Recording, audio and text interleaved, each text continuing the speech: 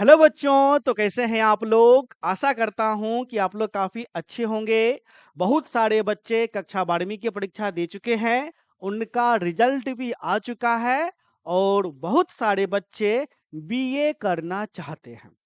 लेकिन बीए में सब्जेक्ट का जब वो चुनाव करते हैं तो बच्चे को कई समस्या का सामना करना पड़ता है, क्योंकि बीए में एक तो विषय ढेर सारा होता है, नंबर 1। तो बच्चा यह समस्या में पड़ जाता है कि उसे किस विषय से बीए करना चाहिए।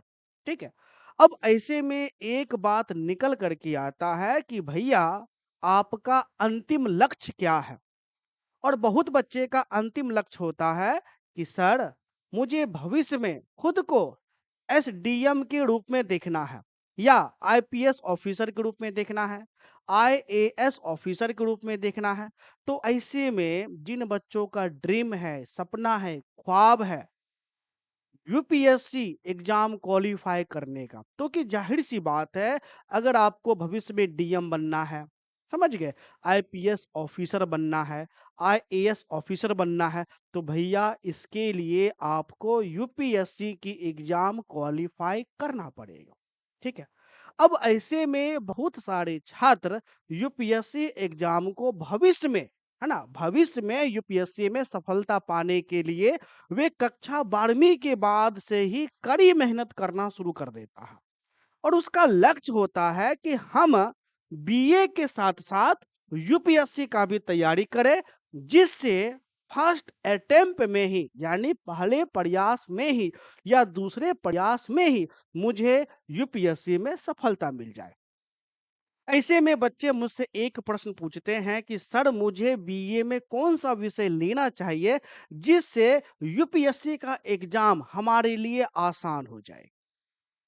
हमारे लिए क्या हो जाएगा? आसान हो जाएगा और यूपीएससी में मेरा सफलता 100% हो जाएगा।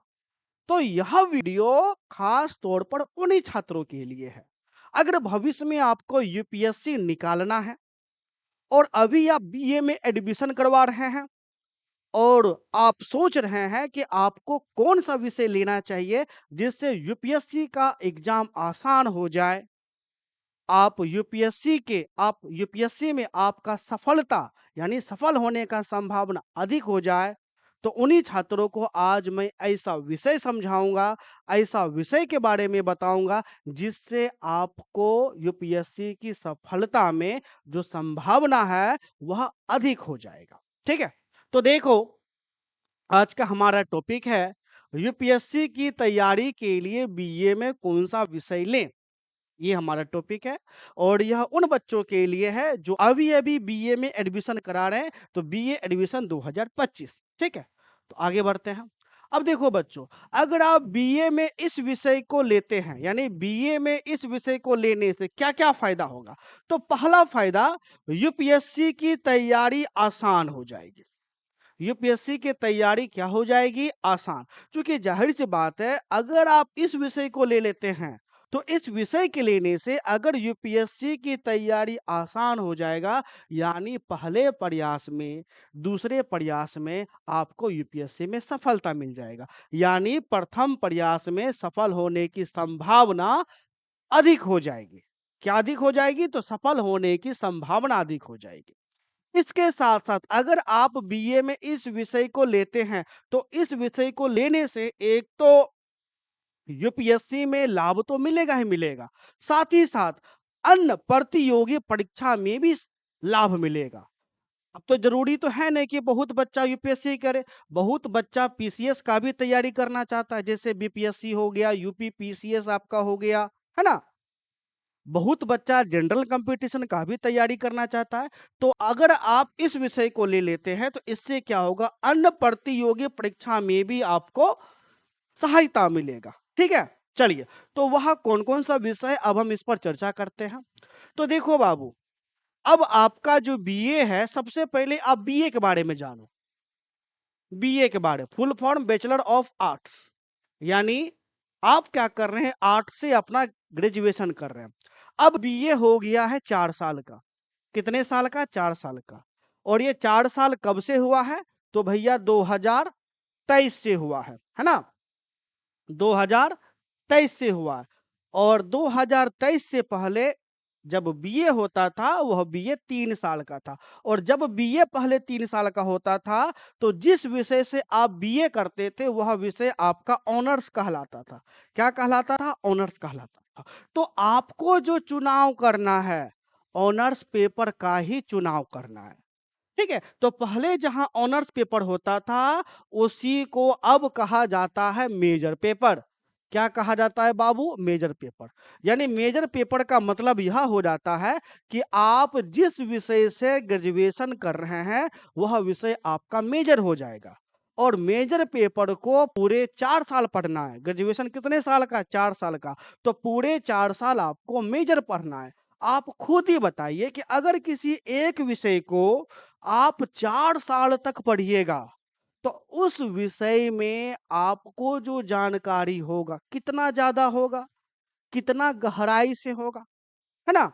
अगर आप ऐसे विषय का चयन करते हैं जिसका सिलेबस यूपीएससी के सिलेबस से मैच खाता हो तो क्या होगा? पहला, आप जिस विषय को बीए में लीजिएगा उसको 4 साल तक पढ़िएगा। और अगर उसका सिलेबस यूपीएससी के सिलेबस से मैच कर गया तो सोचो आपका जो सिलेबस का वजन है वो कितना हल्का हो जाएगा। हल्का होगा कि नहीं होगा? हल्का हो जाएगा। ठीक है? तो आपको जो चयन करना है सबसे पहले मेजर पेपर चयन करना है। तो देखो, अगर आपको मेजर पेपर लेना है बीए में तो आंख मूंद करके या तो तुम हिस्ट्री लो,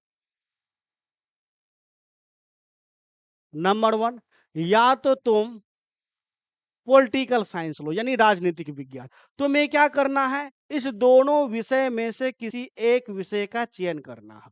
ठीक। इस विषय से पहले एक बात हम आपको यह भी सुनिश्चित कर देना चाहते हैं। सबसे पहले देखो रुचि। रुचि, है ना? आपको किस विषय में पढ़ना अच्छा लगता है? चूंकि जिस विषय से आप अपना ग्रेजुएशन करिएगा उस विषय को पूरे 4 साल तक पढ़ना है।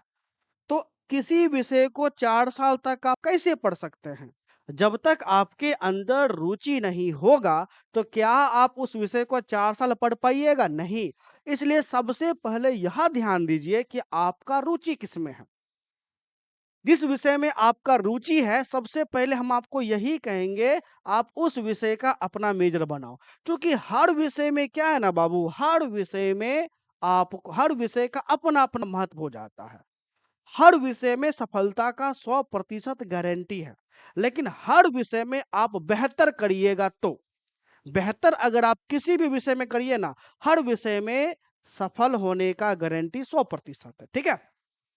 तो सबसे पहले रुचि देखिए। रुचि देखने के बाद फिर देखो, रुचि देखने के बाद वो तो अलग हो जाता है, उसमें आपका करियर आपको बन जाएगा। लेकिन आपका लक्ष्य ये है कि नहीं भैया हमको यूपीएससी ही क्वालीफाई करना है, तो इसके लिए आप क्या कर सकते हैं, या तो हिस्ट्री लीजिए या तो पॉलिटिकल साइंस लीजिए। अब देखो, सबसे पहले हिस्ट्री का सबसे ज़्यादा महत्व हो जाता है।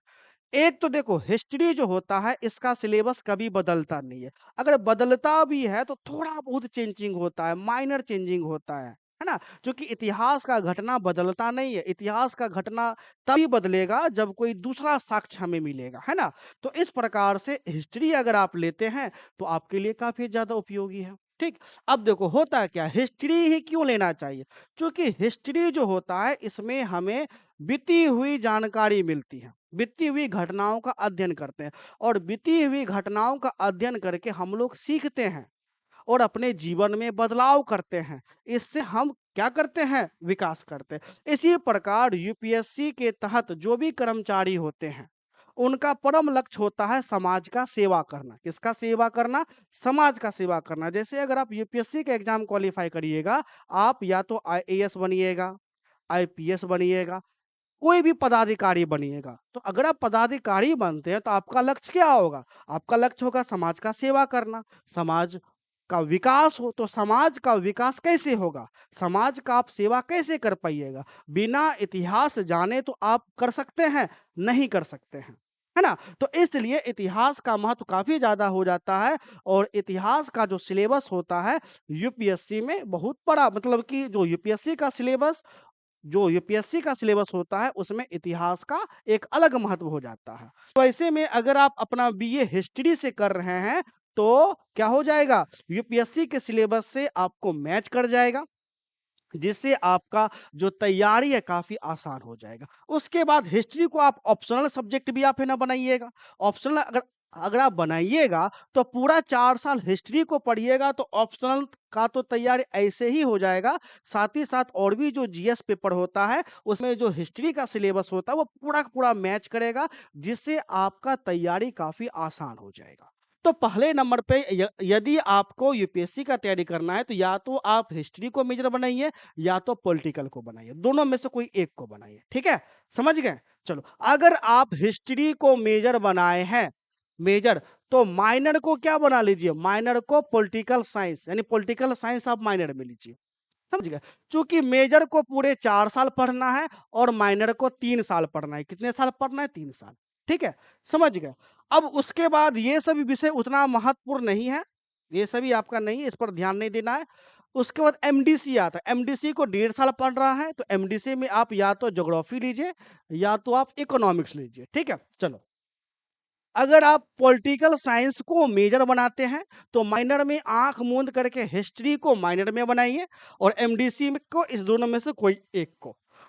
या अगर आपको ज्योग्राफी में रुचि है या इकोनॉमिक्स में रुचि है तो ज्योग्राफी इकोनॉमिक्स को मेजर में बनाइए, तो माइनर में क्या बनेगा, इस दोनों में से किसी एक को बनाइए, हिस्ट्री को माइनर में बनाइए। ठीक है? तो मेरा राय है या तो आप मेजर में हिस्ट्री को बनाओ, सबसे पहले प्राथमिकता दो हिस्ट्री को। अगर हिस्ट्री अगर अगर हिस्ट्री में आपको रुचि नहीं है, अगर आप कहते हैं कि सर हिस्ट्री छोड़ करके, तो आप दूसरे नंबर पर किसको महत्व दीजिए, पॉलिटिकल साइंस को। ठीक है? अगर आप कहते हैं नहीं हम पॉलिटिकल भी नहीं रखेंगे, तो या तो ज्योग्राफी को या तो इकोनॉमिक्स को, बेहतर होगा ज्योग्राफी को। लेकिन कोशिश करिएगा या तो हिस्ट्री ही होना चाहिए या तो पॉलिटिकल साइंस ही होना चाहिए, क्योंकि पॉलिटिकल साइंस का और हिस्ट्री का जो सिलेबस है ना, ना सिर्फ यूपीएससी के सिलेबस से मेल खाता है, बल्कि जितना भी जनरल कंपटीशन होता है उसके भी सिलेबस से आपको मेल खाएगा, है ना? तो आंख मूंद करके इस विषय को या तो मेजर बनाइए या तो माइनर आप बनाइए यूपीएससी। अब इससे क्या होगा कि पूरे 4 साल आप अगर आप इस विषय को पढ़िएगा तो सिलेबस बहुत हद तक आपको मेकअप है ना हो जाएगा। इससे क्या होगा, प्रथम प्रयास में जब आप यूपीएससी का पहली बार एग्जाम दीजिएगा तो प्रथम प्रयास में ही हो सकता है कि आप सफल हो जाए, क्योंकि बहुत से ऐसे भी छात्र होता है जो यूपीएससी का एग्जाम पहली बार देता है और फर्स्ट अटेम्प्ट में ही वह यूपीएससी को क्वालिफाई कर जाता है और आईपीएस ऑफिसर, आईएएस ऑफिसर बाबू बन जाता है। आपने न्यूज़ तो पढ़ा ही होगा। तो वह कैसे बनता है? क्योंकि उसका जो लक्ष्य होता है वह 12वीं के बाद ही तय हो जाता है। वह तय कर लेता है कि हमको यूपीएससी निकालना ही है। इसलिए वह, है ना, अपने लक्ष्य के आधार पर ग्रेजुएशन में अपना विषय को चयन करता है और ग्रेजुएशन के साथ-साथ वो साइड से यूपीएससी का भी तैयारी करता है। ठीक है? तो आशा करता हूँ कि आपका जो डाउट है वह डाउट आपको क्लियर हो गया हो। अगर और भी कोई डाउट हो तो आप हमें चैट बॉक्स में कमेंट करके आप हमसे पूछ सकते हैं। ठीक है? तो मिलते हैं नेक्स्ट क्लास में, तब तक के लिए धन्यवाद।